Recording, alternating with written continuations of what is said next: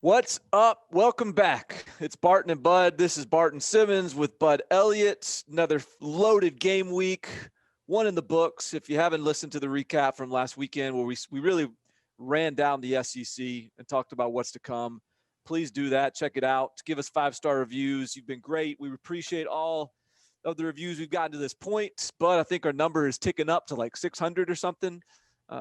Is that right? Yeah, man, we are closing in on 600. Have had pretty good growth. Month of September, I know month of October can be really big.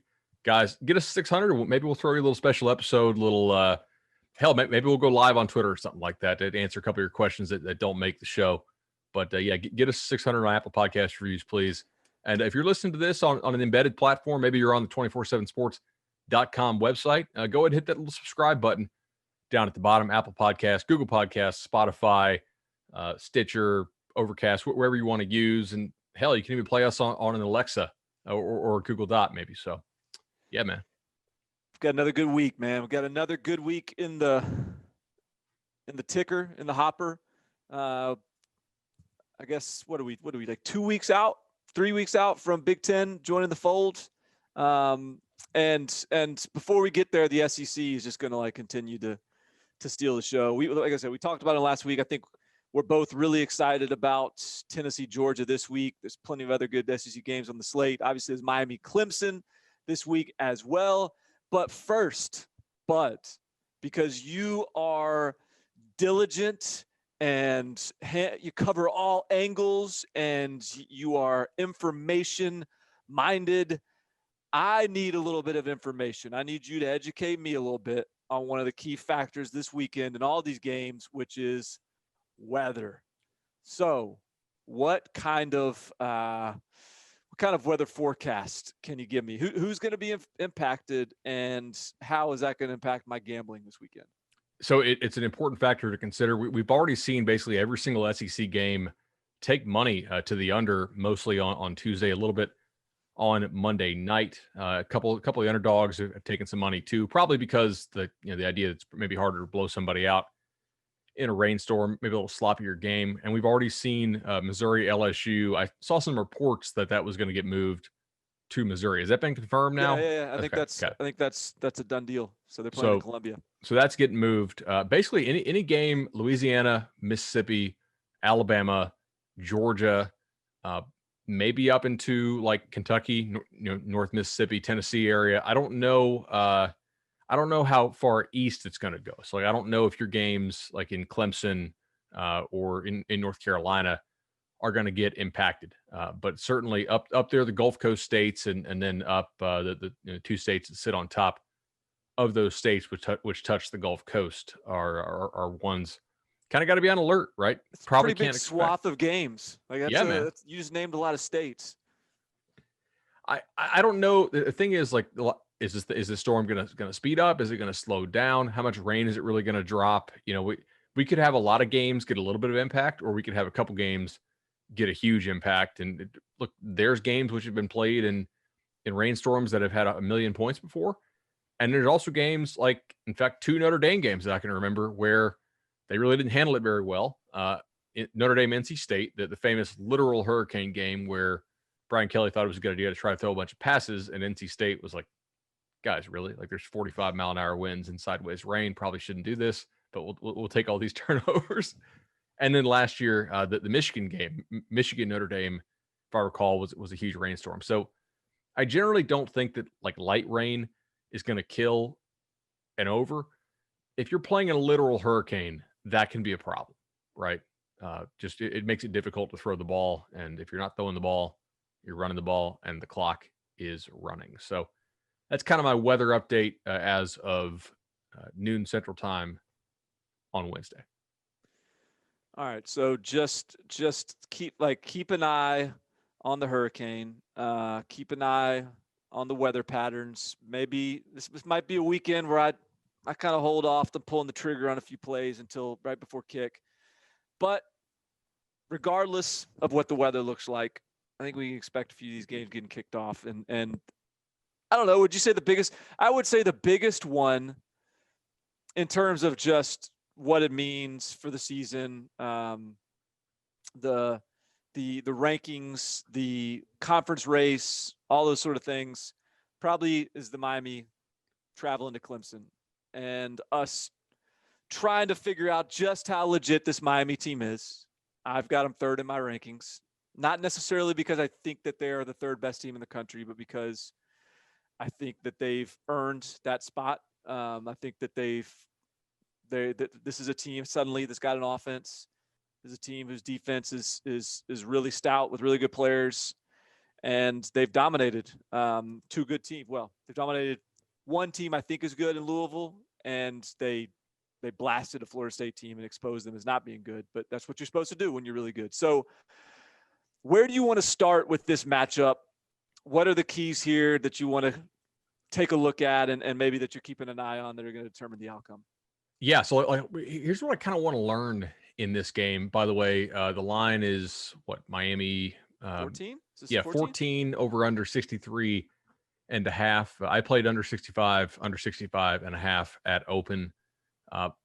So a couple things here, right? I think both these teams have shown a lot of promise so far this year. I don't blame you at all. If you're a resume ranker as opposed to like just a power rater, I don't blame you at all for having Miami number 3. I mean, who has a better resume just based on only what they've done on the field so far than Miami, right? I mean, like Louisville, we think is a decent team. They blitz them. Florida State is not a decent team, but they're like a Power 5 team with some athletes, and they crushed them. It was over at the half. And they beat up on a pretty good G5 team in UAB. But some things by the way, and I am a resume ranker as long as you can do it, because at some point you have to give it up because all the resumes get sort of compromised and there's overlap and this team beat that team and that team did this team. And so at some point you just have to say, well, I think this team's better. I think that team's better. But I think for as long as you can, it makes sense to try to rank on the resume because our eyes can fool us. And so I think that to this point, yeah, I think Miami's got a pretty good case, but they're still a 14-point dog. They are. That's a lot right there. Yeah, and I agree with you, man. At some point, like there's so many just conflicting data points that you have to kind of go on, like resume plus eye test plus your knowledge of the game. So with Miami, they have, first of all, their success rate against FSU's defense was much higher than it was against Louisville or against UAB. And I think that showed improvement. And I'm willing to acknowledge that Miami can continue to get better as an offense this year, right? I wrote that column after their UAB game and said, all right, I'm pretty confident Miami is not going to lose to like the bottom half of the ACC this year because they have a really good defense, I think, and they have an offense that is at least decent, right? I'm not willing to say it's a great offense yet, but I think it's at least decent and climbing in my mind. They were much more efficient against Florida State, but there's a couple questions I have for the Hurricanes. And I think that obviously Derek King, the quarterback transfer from Houston, is one of the best quarterbacks in the country, especially college-wise. I mean, I don't really care about what he projects to for the NFL. In the college game, he's really effective. Miami, though, has basically been screwing around on first and second down and then saying, all right, Derek, go bail us out. Go be Superman. And that worked against Louisville. And that worked against UAB. And a couple times that worked against Florida State. I don't know if this third down and long magic for Miami can keep up. Miami is 72nd in the nation. There's only been 74 teams that played so far. So they're third last in the country in average third down distance faced. Is that sustainable? I don't know. They have got to do a better job on, well, excuse me, I do know. Against Clemson's defense, against Brent Venables, a guy who does a tremendous job, who switched to the Iowa State system, right, of defense. He adopted it last year, probably partially out of personnel reasons because they lost all those dudes to the draft on the defensive line. They're still running a lot of that 3-2-6 stuff this year. He's pretty good against these spread offenses. And on third down, like nobody does a better job of creative blitz packages without busts than Brent Venables. Barton, I have real concerns if Miami's going to continue to kind of disregard first and second down, or not disregard, but just not have consistent success on first and second down. I have concerns about their ability to hang in this game if they're consistently in 3rd and long like they've been in their 3 games this year. Yeah. uh, to follow up on your point about Miami, because that's one of the real talking points coming out of Louisville, and I talked about it a little bit in preparation for Louisville Pitt 2 weeks ago, was the idea that like Miami really wasn't as successful running the ball as maybe the numbers show. They just had a couple of really big plays, and Louisville did a better job of limiting them in the run game than you expect. And so, yeah, I think it's a great point that Brent Venables is not the guy you want to be dealing with on 3rd and long. Just didn't. And I think that Miami, in some ways, you could argue, like I was trying to think this too, like what is the profile of a team that can beat Clemson? And I really didn't, because they've lost to some weird teams, obviously, and they've got their Clemson sort of sleepwalking kind of game every year. But it wasn't obvious to me. Now I didn't do an extended like multiple hour deep dive. I just sort of tried anecdotally to kind of look at the games and figure out if something popped to me. It wasn't necessarily anything that popped. It wasn't necessarily, oh, you got to have a loaded defensive line, or, oh, you got to run a spread up tempo system, or you got to have a mobile quarterback, or it wasn't like none of that stuff was really a consistent. I think it's just about Clemson and whether or not they're dialed in, whether or not they're focused that day. I would expect Miami's got Clemson's attention. I think that, to me, I mean, for sure, like that's a huge point there is what does 3rd and down, 3rd and long look like for Miami? I think also I look at the other side of the ball on defense and can, I mean, it's just so hard to rattle Trevor Lawrence. So let's just assume that's not going to happen. But can Miami's defensive line, particularly their defensive ends, just create some like havoc plays, create some opportunities for their defense and generate some turnovers, whatever it is, get Clemson behind the sticks against a good offensive line, but still like that. I would consider, at least on the edge, like that's an advantage Miami has.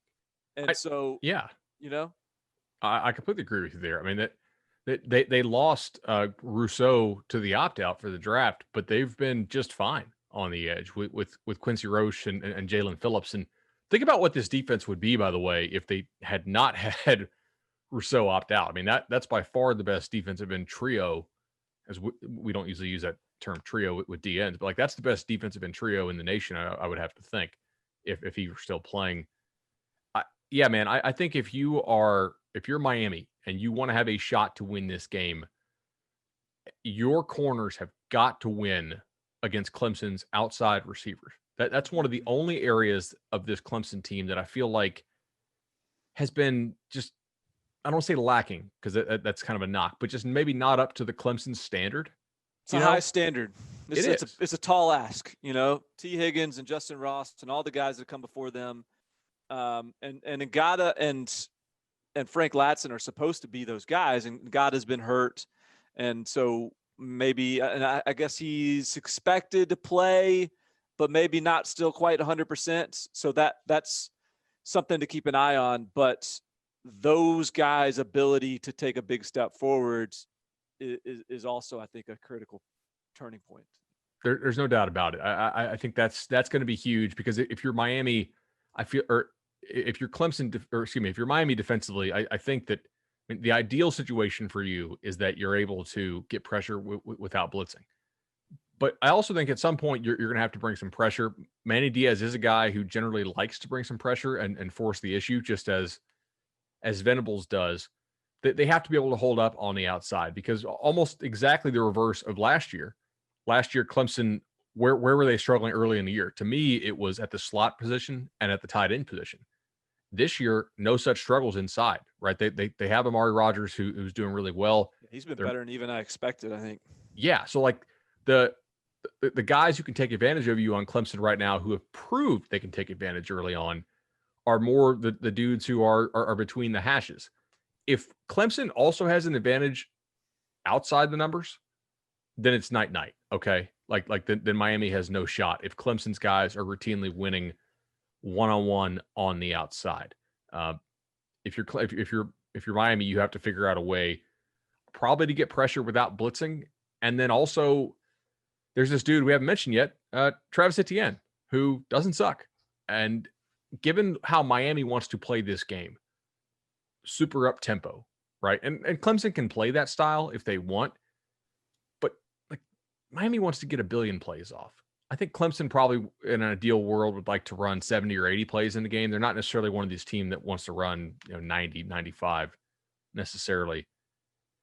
If I'm Clemson, it's okay. Hey, go ahead and start and try to stop Etienne. We are totally cool playing this game at a slower tempo, letting Trevor bail us out on 3rd and medium after we've committed and sticking to the run game with Etienne. So, like, I need to see, can Miami slow down Travis Etienne at all?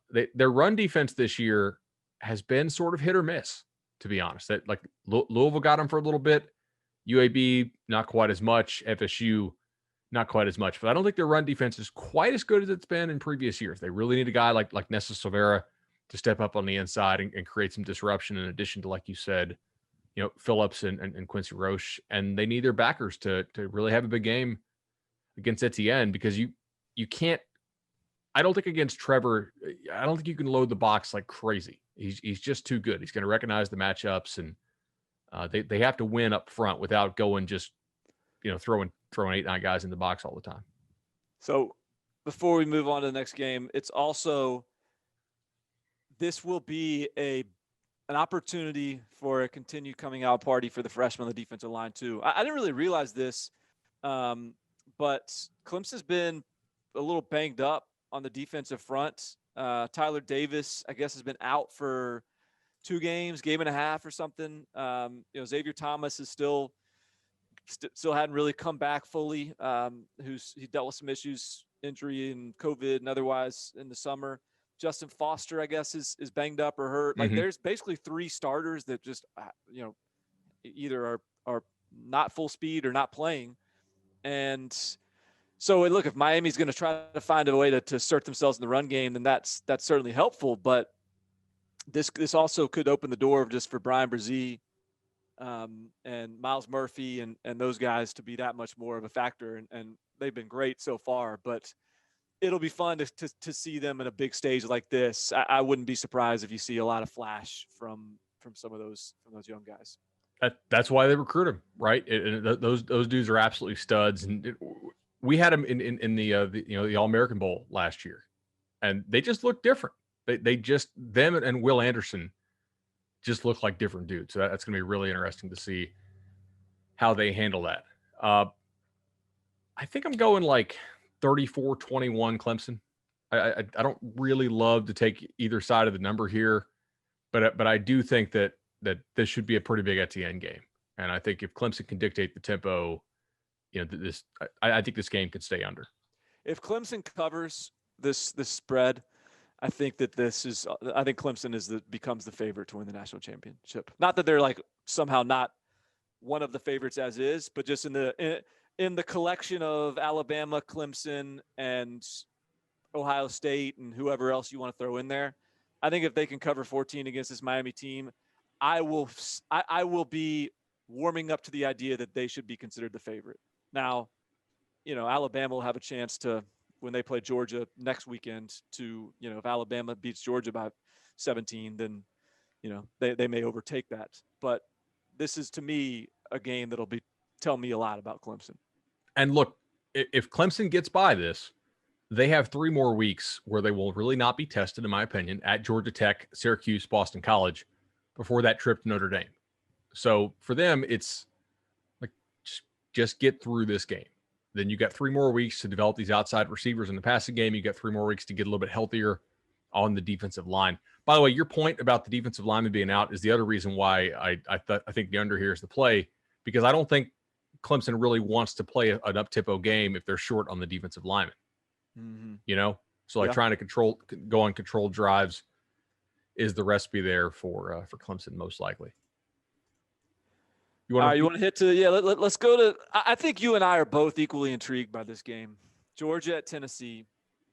Is this the SEC game of the week? Is this the one on CBS? It is 3:30. Right? Yeah. Okay. There you go. You got it. It's so I think that this is a great opportunity for both teams to have the same sort of prove it showcase that Clemson's getting. Tennessee to level up, Georgia to reassert itself in the East after a half against Arkansas that had everybody worried. Not so much against Auburn. So where do you want to begin here? There's a lot of places we can go.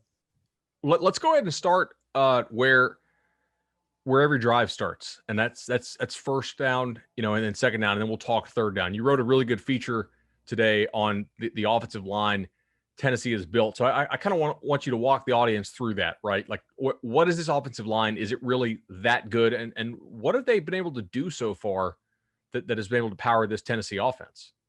Yeah, so I think this isn't a novel observation that Tennessee's offensive line is really good. Anyone that watches Tennessee, I think, can see like this is a really good group. They've and I think where Tennessee was prior to Jeremy Pruitt taking over is a stark difference to where they are now. I want to say Pruitt said that they had like 2 guys. They had 8 scholarship offensive linemen when he took over, and 2 of them weighed more than 300 pounds. And I did sort of a deep dive comparing what Pruitt, the room he inherited, and the room he's built. And in the 4 classes prior to his arrival, and if you include 2 guys that he took in his first recruiting class that Butch Jones committed, so basically carryover recruits, that Tennessee was recruiting players in high school that averaged 288 pounds on the offensive line. Since he's taken over, the guys that Jeremy Pruitt has recruited in high school have averaged 313 pounds. He's taken 8 guys over the 14 that he's taken. 8 of them would have been the heaviest recruits of the Butch Jones era in terms of offensive line recruits. So it's been a very clear and concise and focused approach in terms of we are taking big bodies. When you can talk about the top offensive line developers programs in the country based on, the NFL draft, only Georgia is taking heavier prospects than Tennessee. And that's in a way that he is building them to try to be like what Sam Pittman and Kirby Smart built at Georgia. So that's, I think, point number 1 is what they built on the offensive line. But point number 2 is that it's been that approach has been supplemented by transfer portal as needed. And so when you look at Tennessee's offensive starting 5, you've got a Pruitt recruit, you got 2 Pruitt recruits, you got 1 Butch Jones recruit, you have 1 Saban recruit, a transfer from Alabama, and Brandon Kennedy, and you have 1 Kirby Smart, Sam Pittman recruit, and Cade May to transfer from Georgia. Collectively, that group averaged a star rating of a composite grade of 0.95, which is, and this is important, very much on par with the Georgias, the Ohio States, the Alabamas, the Notre Dames that are playing consistently really good offensive line play. And so whether it's the size, the physicality, just the pure talents, they've managed to build up that room in 3 years. And I think based on the way Tennessee wants to play, the grind it out, play conservative, pro style offense, beat you up sort of mentality, that's sort of priority number 1 in building a team. So I think that they've found that, and they go into a game against Georgia, who's built their team in the exact same way, who took the exact same approach, who took the exact same approach as it relates to the type of bodies they're taking, not just the talent they're taking. And so it's going to be a little bit of mirror images in terms of the way they're trying to build their programs, in terms of the way they operate their offense in a lot of ways. The difference is I think Tennessee's has been really successful in, checking that box on the offensive line, even to a degree on the defensive line. I don't think that they're where Georgia is everywhere else on the field yet. And in fact, the defensive line for Georgia is going to be clearly Tennessee's biggest test in this offensive line sort of measuring stick in a way nothing else can. And so that is a matchup that's going to be fascinating. and it's going to be a significant challenge for a group that's getting some good pub early. So, dude, that gives them a shot in this game. I do. What I really want to see is how much of that can translate, right? Because Tennessee so far, they're number 3 in the nation in avoiding 3rd and long. Hold on a second. So, like, to what extent Tennessee is able to do this is going to be really pivotal, yeah, in this game. They are right now 3rd in the nation at avoiding 3rd and longs, and they've played, 2 SEC defenses, so it's not like they played, two slappies. Although, maybe Missouri and Tennessee are not the best competition, but 7 out of 10 3rd longs faced by Tennessee, or 3rd downs faced by Tennessee are of the non-3rd and long variety. They have really not asked Garantano to do very much in terms of like true passing downs. Like, he just hasn't faced many of them because Tennessee has done such a good job of throwing the short pass, running the football well, and staying ahead of the chains. I have some questions about Garantano and honestly about his receivers. I don't want to put this just on him. I don't know that Tennessee has big-time difference makers out wide. So Tennessee's performance in 3rd and long, and this is kind of a theme on this show, certainly. Miami has not been avoiding 3rd and long, and they have been converting 3rd and longs. Tennessee has just done the exact opposite. They really haven't been converting 3rd and longs that well, but they've just been totally avoiding it. I suspect that Tennessee is going to face a decent number of 3rd and longs in this game. How Garantano plays on those downs is going to be huge, because I like this offensive line a lot. I think you're exactly right. I think I like Georgia's defensive line maybe a little bit more, and right now Georgia's defense is just absolutely ridiculous. So how well Tennessee can execute on 3rd and long is going to be key. And of course, trying to avoid as many as, really as many as they can, is going to be a big part of this. Do you see anybody as far as Tennessee's receiving core who you like against the cornerback duo of Stokes and Campbell? Because they really shut down Seth Williams and the Auburn crew pretty effectively Saturday night. I wonder if this is time for a guy like Jalen Hyatt, the true freshman, to emerge in a little bit more meaningful of a way. I mean, he's had a few catches, made a few plays. He has the sort of talent, speed, athleticism to run with those guys, and those guys are as athletic as anybody in the country. Tyson Campbell, I thought, played great last week, by the way. I mean, Josh Palmer has been a playmaker for them on the outside as well. I agree with what you're saying on 3rd and long. And I hate a game like this that's so,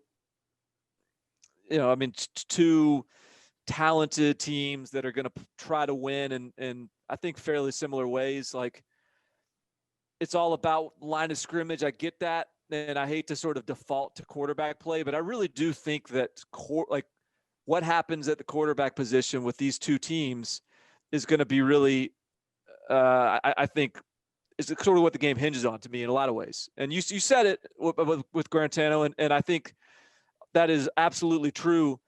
I do think that there's like the nice thing about Garantano is that he is a player that does have a lot of ability. He's athletic. He has a big arm. Like, he's not limited. He just makes some head scratching plays from time to time. He is not accurate when you want him to be every once in a while. And so I think Tennessee has done a good job of protecting him to this point. I think he's going to miss some throws. The key for Tennessee is, does he turn the ball over? If he's able to limit turnovers, then you're in the game, and that's a prerequisite probably. But I think he also has something that I'm not sure Georgia has. I mean, Georgia is going to be able to really effectively, I think, probably stay in front of the chains for the most part. But I do think, like, if Georgia gets behind the chains, for example, if Georgia gets a third and 11, I think Georgia's going to be very content just being like, all right, let's run this draw, get it to 4th and 3 and punt it away. And I think that there's going to be big play opportunities, times where Jarek Guarantano can affect the game because of his ability to go downfield, because of his ability to make a big time throw. in a big moment. And so I think that there is every reason to be concerned about that. And like you're basically taking the high floor, low ceiling, or the low floor, high ceiling guy.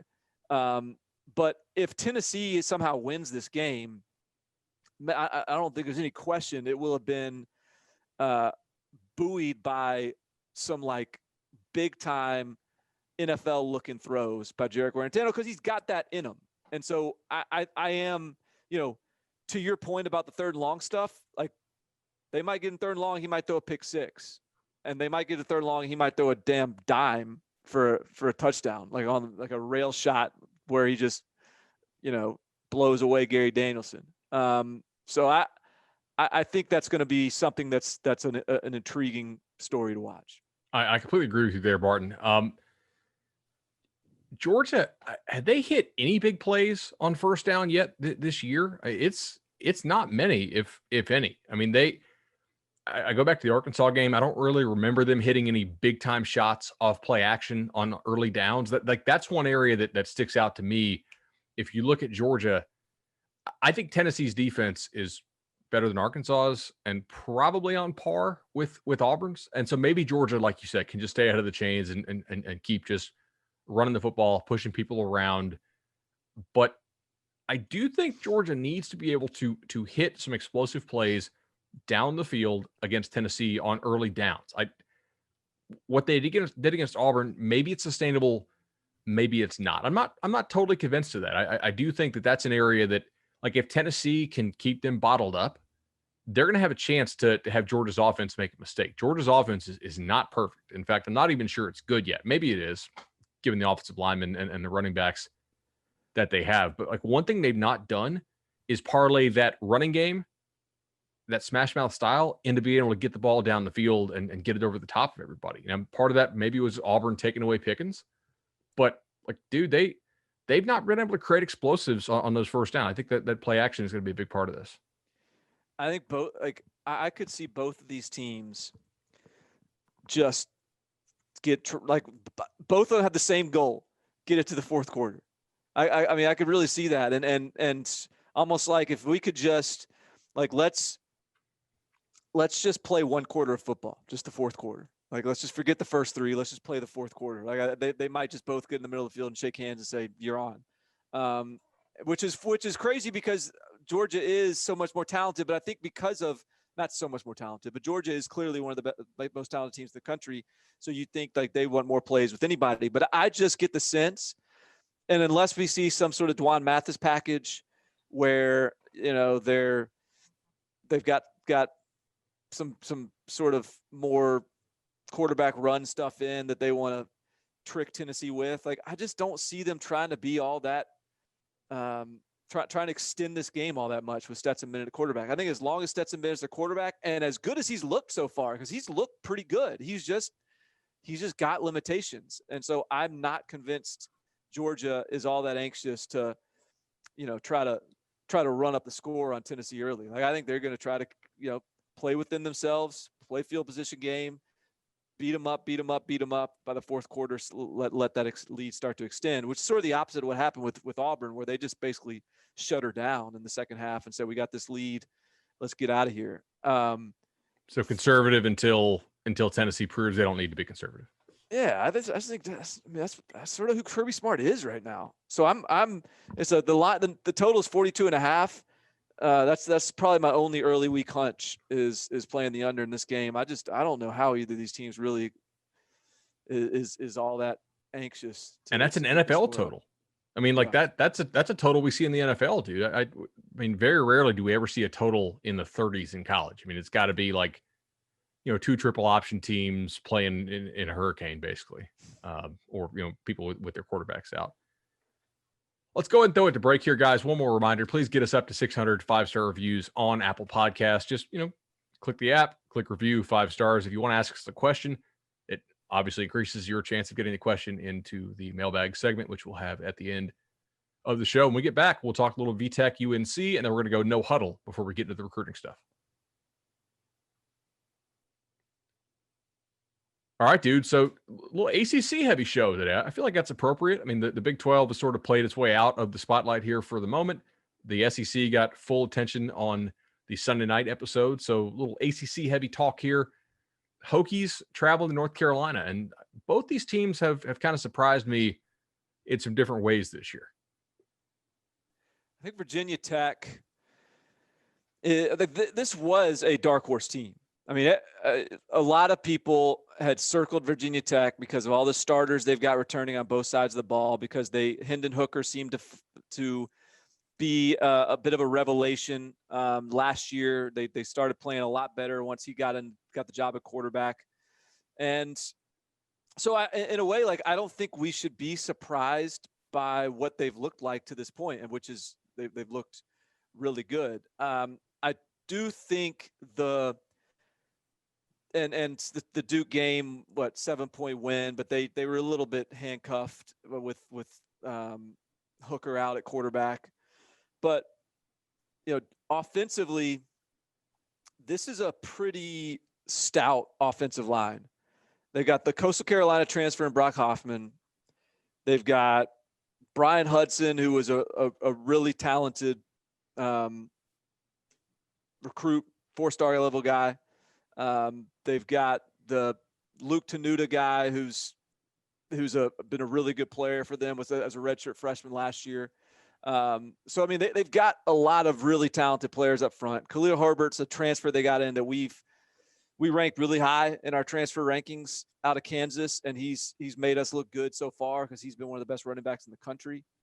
So I guess as we approach this game, I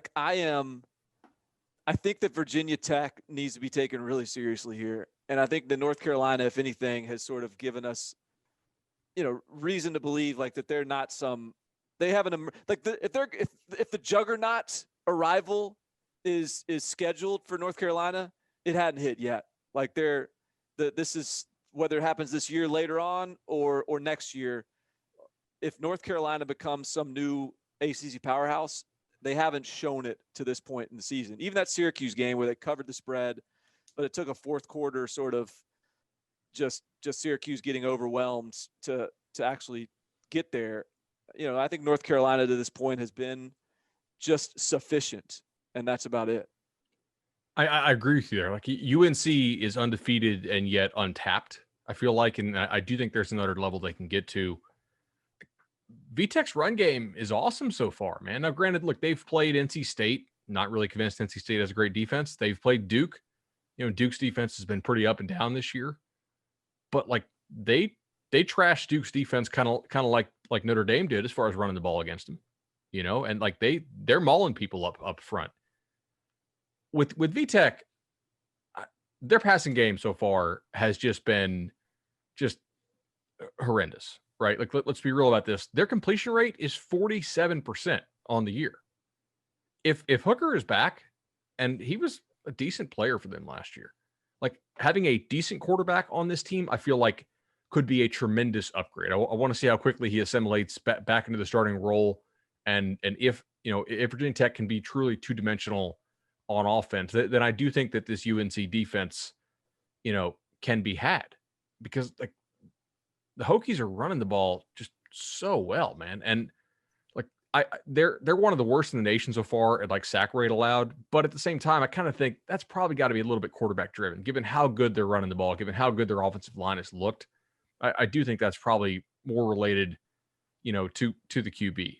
On the flip side, I got some questions about North Carolina. In particular, I saw this stat on Twitter, and I wish I could give somebody credit for it. I forgot who had it.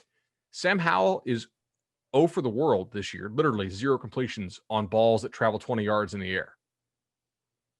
That's kind of a yo thing, because he's got some dudes in the receiving core who are very good. Obviously De'Ami Brown. They've not been able to connect on a lot of those deep balls, and it's not for the lack of trying. They have thrown some of them, but at the same time, I do wonder, is there a chemistry issue between Howell and those guys? Because that's what surprised me, given how much they bring back in the receiving core and with Hal, or is there something deeper, right? Is it more of an offensive line problem for UNC? Like, they were, in listening to the Inside Carolina podcast, they were kind of concerned about the offensive line this year, going into the year. And maybe that's maybe that's rearing its head a little bit. I think Sam Howell is probably confused slightly against Syracuse with the new 3-3-5 defense, that they were running. But this could be a get right game because the Hokies might have some DBs out with COVID. I did go ahead and bet Vatek here at +6 when it came out. I think it's down to 4 or 5 now.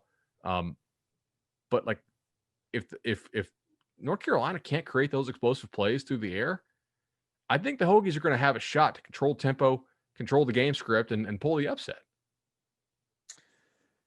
One of the things that struck me in the North Carolina Boston College game, and I'm trying to, as I talk here, I'm trying to see if I can pull up the numbers, but just in watching the game, it didn't feel like North Carolina was leaning into the run game as much as they should have or could have, because they seemed to kind of be getting what they wanted running the football.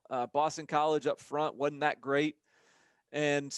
But I think that Phil Longo and that offense just sort of, they only know one way. And it's just like, they're going to air it out, and they're going to run a lot of plays and throw the ball a lot. And I wanted North Carolina to just be the more physical football team and just beat Boston College up. And it felt like that when they tried to do that, it felt like they were. And so this is another, I think that speaks to maybe how you have to sort of level up, which is you have to level up with sort of athletes and body types and depth. And I think that these are two teams.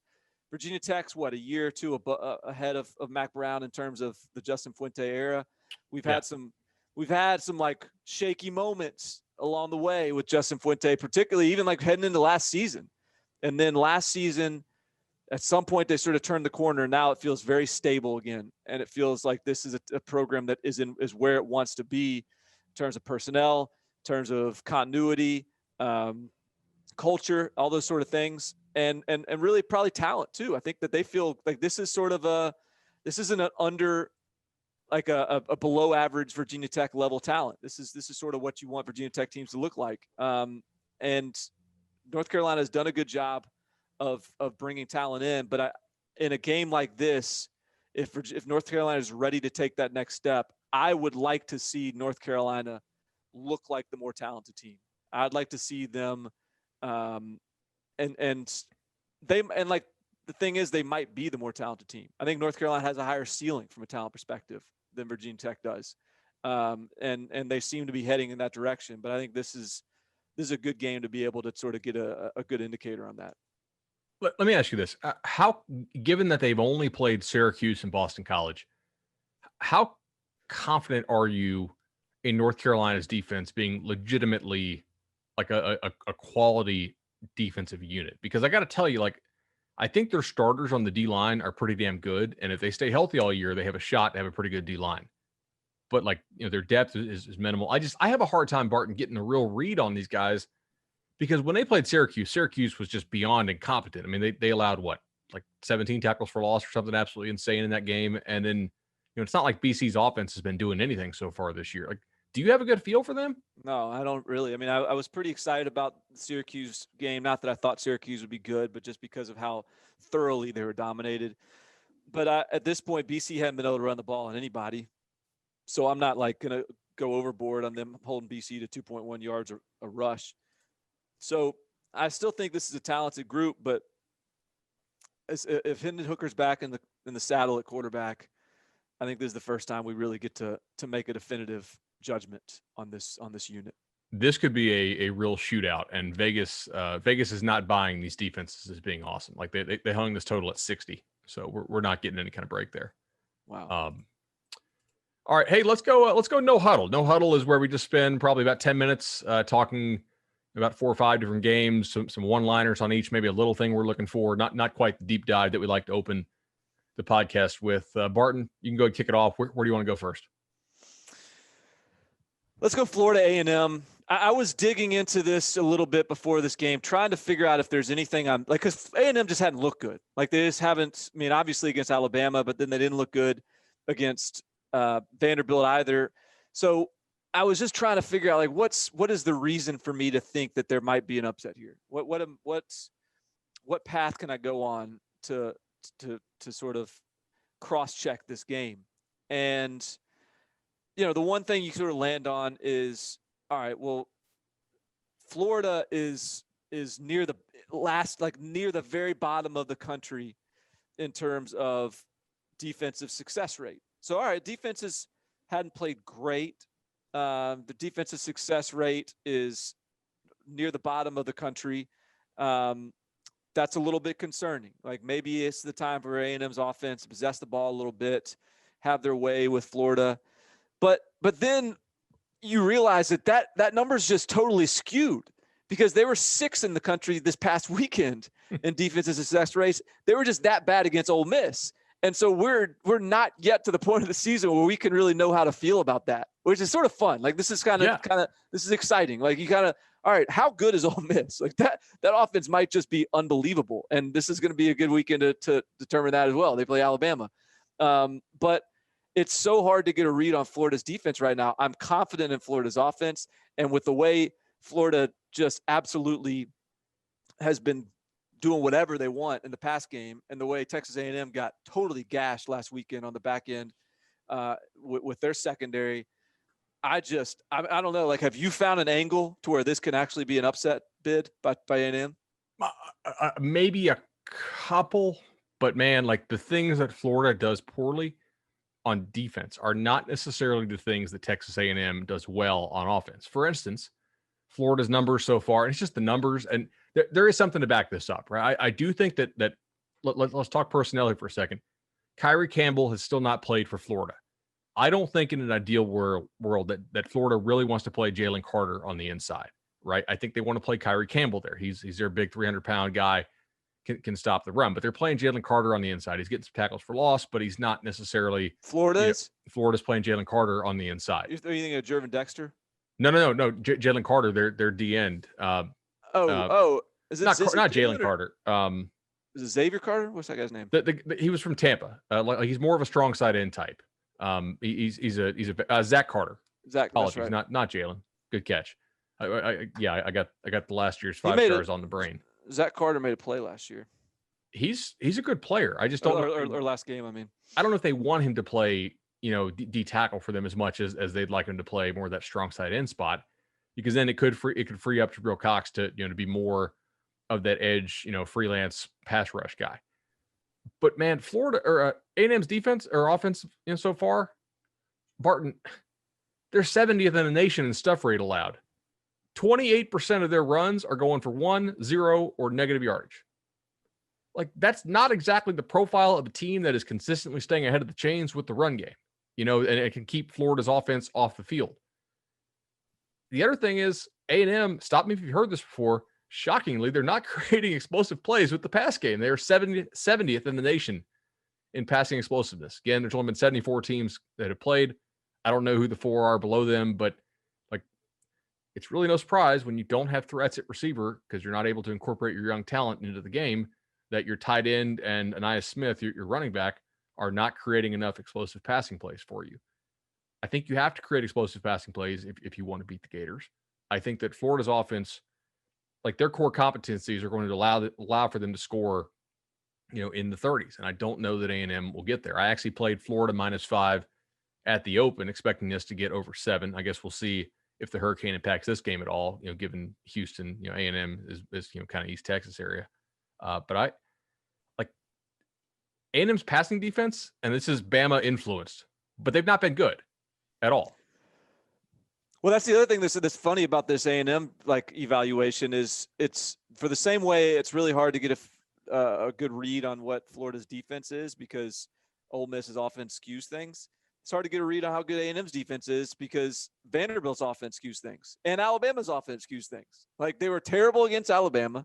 They were great against Vanderbilt, but Alabama might be the best offense in the country. Vanderbilt might be the worst. And so where does that put A&M? And so Florida has looked more competent to this point. That's all, and so it's I don't know. We'll see if Jimbo Fisher finally earns his money this weekend. Well, I mean, technically he's already earned all of it because it was fully guaranteed. So, like the day he signed, he got his 75 million. All right, I'm going to keep us in the Lone Star State. I think it says something that we're giving Texas OU the no huddle treatment as opposed to putting them in the deep dive segment. Is there anything you want to say about this game? Because I'm just kind of like, all right, will anybody play? Will anybody play any defense? Will Oklahoma get pushed around?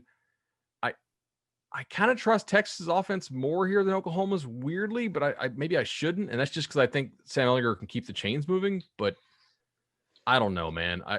What I We were saw talking on about this in Saturday this. was more concerning to me about Oklahoma than it was about Texas. Yeah, we were talking about this in Slack a little bit because you kind of have a Texas hunch. I've kind of got an Oklahoma hunch. I feel like Oklahoma.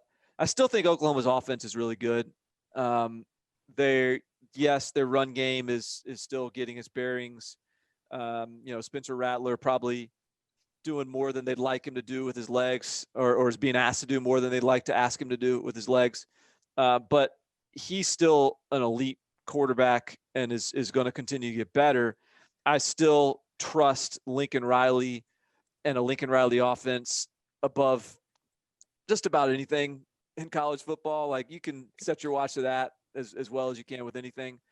And neither of these teams are giving me much optimism or confidence defensively in terms of the way they tackle and the way they. So I just sort of trust Oklahoma more. I don't really like the way Texas has played. I don't really like the way it just looks sloppy. I mean, penalties and all this stuff. And meanwhile, to me, Oklahoma is going to keep getting a little bit sharper. But this is, I mean, talk about a fan, like whoever loses this game, you know what? Like, even if Oklahoma loses this game, like, I think that's excusable. I think Oklahoma fans, at least they should be, just sort of like, hey, this is one of those years. We're in the playoffs for 3 straight years or whatever it is. And hey, you know what? Sometimes you have cycled down. We'll be back. Jaden Hazelwood's been hurt. Trajan Bridges has been suspended. Ronnie Perkins is getting back. Jalen Redmond coming back next year. Like, there's all kinds of reasons to be optimistic about Oklahoma. If Texas loses this game, it would feel very deflating, I think. And so this is kind of a back against the wall game for Texas. So maybe, to your point, maybe that's a reason to think that that they'll be well prepared and well motivated for this one, because to me, they got to fight their way out of the corner here. I certainly don't love Texas here. Like I took the +3 at open because I didn't think either team really should be favored by 3, and that's a key number. So I went ahead and popped it. Texas pass rush is terrible so far. And like, if you give Spencer Rattler all day, I think he'll find somebody. But I'm really not scared of Oklahoma's skill position players to the extent that I normally am for the first time in quite a while. Like, which Oklahoma receiver at this point scares you? There's guys on the roster, but they're not playing. Either not playing like they should be, or like in the case of Hazelwood, he's hurt.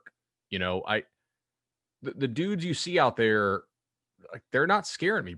Bridges is not playing. And I think the same can be said, honestly, defensively for Oklahoma. Like, Ronnie Perkins, I don't think is expected back this week from the last I saw, right?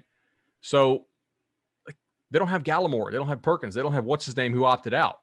They got pushed around big time up front by Iowa State. And that's an Iowa State offensive line that I really don't think is that great.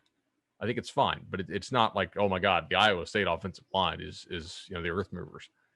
So I wonder if QB run game with Sam Ehlinger, if he can get the win in this rivalry that he wants to get, and they can kind of play a little more ball control against Oklahoma.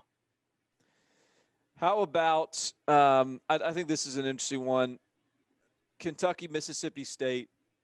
Where's your head at right now? I know I came into the season kind of optimistic about Kentucky. There's a world where they're 2-0 right now. I think that they were very competitive against Auburn. Some sort of poorly timed turnovers doomed them, and then they rushed for over 400 yards against Ole Miss and managed to lose that game. But here they are against Mississippi State, and you've got some questions about their pass defense efficiency. Yeah, Barton. Have you seen what what completion percentage they're allowing this year? Well, so here's the thing, though. They've played Ole Miss. Like that's it's so interesting. I don't like Ole Miss's offense It's might really just good. be that good. So do you remember all the shit we got from Georgia fans for saying that the best offense all year that Florida would play is Ole Miss? Did we get a lot of shit for that? On the message boards, yeah. All right. Georgia fans didn't love that because we didn't crown Stetson Bennett. All right, that's fair. And Ole Miss is really good offensively. But they're allowing 71.4% completions. That is almost dead last in the nation. That is not a great sign if you're playing a team like Mississippi State, which wants to throw the ball all the time. And so to me, what it tells me is like Kentucky's defense is not playing as a defense yet. Like they're not playing good team defense. They're not passing guys off because Mark Stoops is primarily a zone guy. They don't play a ton of man-to-man. Like they're not playing good team zone defense yet. But at the same time, look what Arkansas and Barry Odom did to Mississippi State. It's not like Mississippi State's offense. And maybe this is something we missed in our analysis of LSU and the Mississippi State game.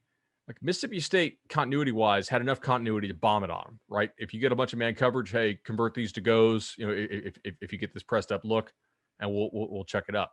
They did not handle Arkansas dropping 8 guys into coverage very well at all last week. Like we can put it on Costello, we can put it on Leach not running the ball enough, but I don't think their receivers have like the route running savvy and the chemistry and the experience within that offense. At least not in that game, they didn't, to get open consistently enough against those heavy zone looks. So that's something that I think bears watching because something's got to give here. Either Mississippi State starts to look a lot better against zone concepts, and I don't think zone is like the cure all against an air raid, but certainly better than playing press man the entire game, most likely. Bo Pelini next year, just store that one away. Or maybe Kentucky's defense just continues like to be terrible. Defensively, though, Mississippi State's run D is actually not that great, and Kentucky just ran for 400 yards on Ole Miss. So I do think there's a situation here where this is kind of a weather game. Kentucky's able to run the football effectively, keep Mississippi State's offense off the field, frustrate them a little bit. Maybe Kentucky's defense plays a little better, and UK finally gets off the schneid and gets the win.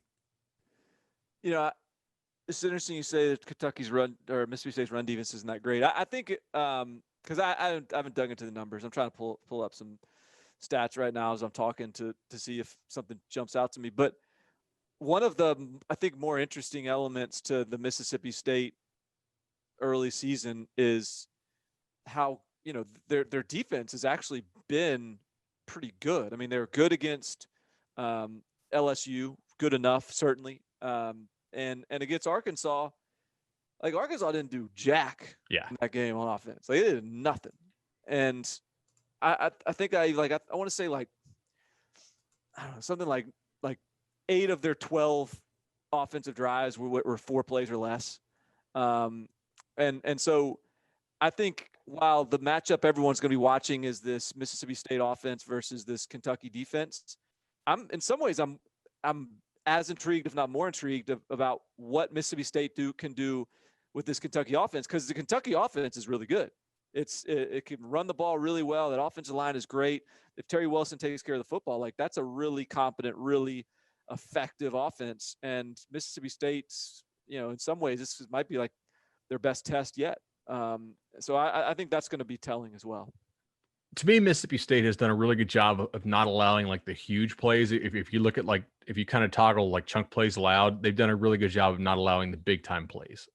I do think that they're 14th. I'm just 14th in the country in yards per play, which is, kind of a top 25 defense in a typical year. Yeah. I mean, it's not a terrible defense. Yeah. I think Kentucky, if they're patient in this game, they probably want to play fairly slow. I think they may be able to control the line of scrimmage against Mississippi State's defense and keep control, of the ball. I guess we'll see how that plays out. Very quickly here, because we got to get to this mailbag. One thing for Bama Ole Miss you're watching.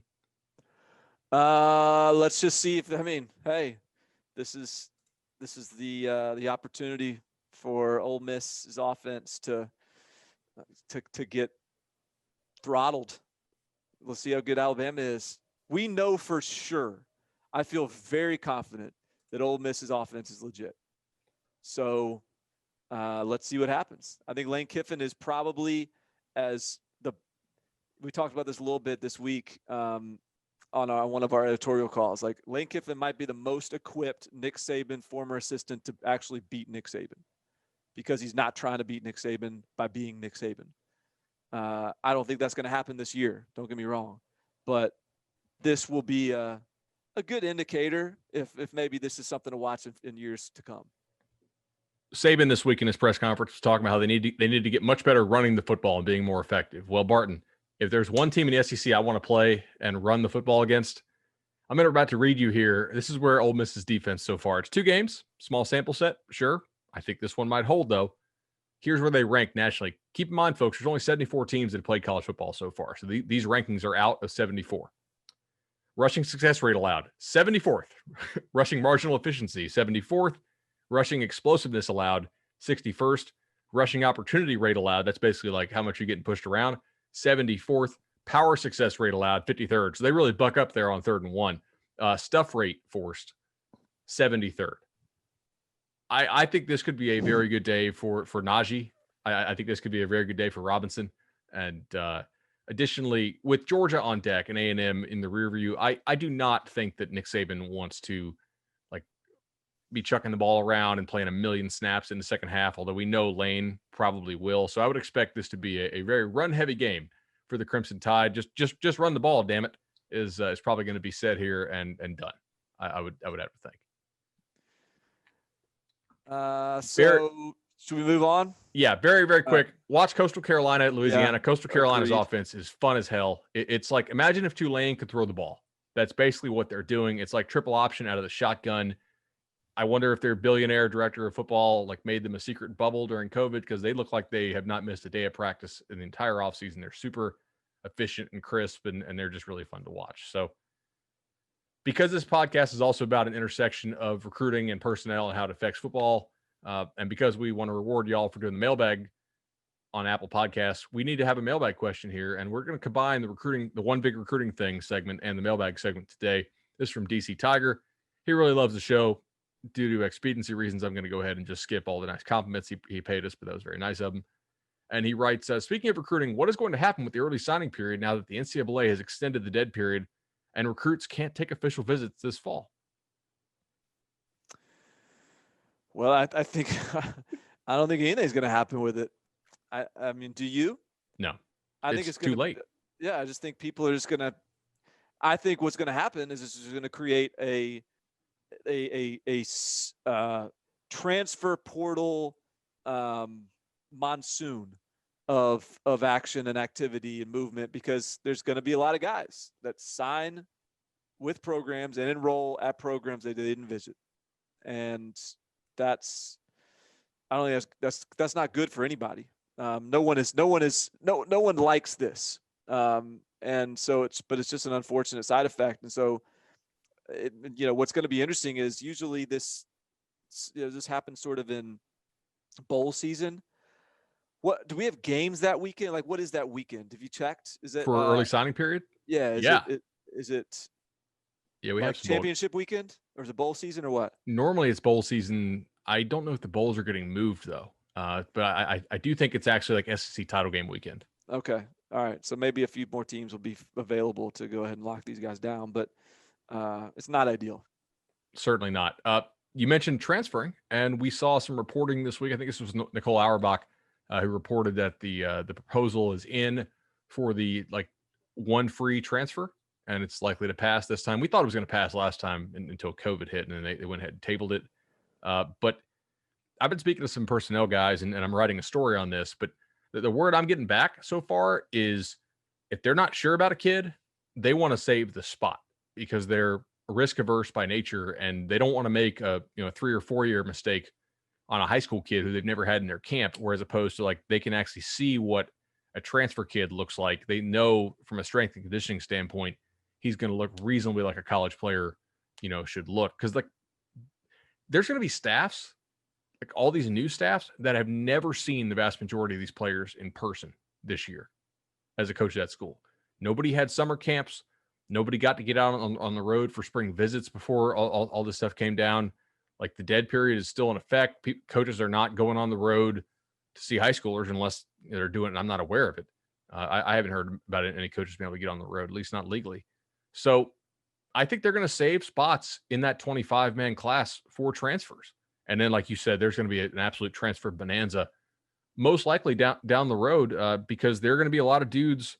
This is like blind dating in some ways. And then all of a sudden, we're going to find some kids who don't belong at a program either because they're not to that program standard, or on the other side, man, they're going to be they're going to be above that program standard by a whole lot. And then after a year or two, they're going to say, hey, wait a second. Like I'm a legit P5 kid. I'm going to get transferred up to the P5, Well, there's also the idea, because a lot of programs are interpreting the 1 year of eligibility that's granted to all these guys that are playing in this 2020 season. A lot of staffs are interpreting that as you get sort of a free pass to go over the 85-man scholarship limit in 2021. But by 2022, you have to be back to 85 scholarships. Right. And so because of that, you might see teams go light on a class this year to get a light incoming freshman class, because you're not going to have as much turnover on your scholarship numbers in terms of the guys coming back and getting another year of eligibility. Then by the time 2022 rolls around, you would be getting, instead of like, you're not going to have access to a full 2022 class unless you held back some of these 2021 numbers to grant yourself a little more leeway in 2022. And so the bottom line is there's just fewer scholarships that are going to be available over at least the next 2 years, maybe beyond, out of high school. And part of it is going to be because of the current COVID situation and the current, roster numbers, but part of it is going to be because of the transfer situation as well. And all those things are coming together at a time when there's just going to be a lot of issues working with the numbers in terms of scholarships. So who benefits from this? Maybe that's something we could tackle in a future episode. It's been something I'm thinking about. Like, is it the P5 schools who are saving spots to take some of the best transfers from the G5? Like who's the real loser in this from the school side? Obviously the kids might be kind of a loser, not having a chance to see the schools. I mean, the schools are somewhat losers too, but like somebody's going to play this right, and then somebody's going to play this wrong. And I think there is some strategy to it. We're well over an hour now, so maybe this is something we hit in a future episode. But the short answer for me is I don't think it favors any specific profile of a program. Okay. It's just gonna, and I could be wrong. Like there could be something there, but I think it is absolutely going to benefit the programs that are smart and really precise in the way they attack recruiting. So I think you can be a lower level school, a mid-tier, or a powerhouse and do it right or do it wrong. I think it's going to take a smart sort of broad approach to the way to handle this. All right, buddy. It's been another good one. I hope everybody has a great weekend watching a little college football action. I know I'm going to be glued to my TV pretty much all day, and I know we bashed on Red River, but I'll probably have that up too, just to watch the carnage, because that's you will. That's an anxiety bowl for sure, for both those fan bases if they drop that one. So cool. All right, man. For Bud, for Barton, for producer Tani, appreciate it, y'all.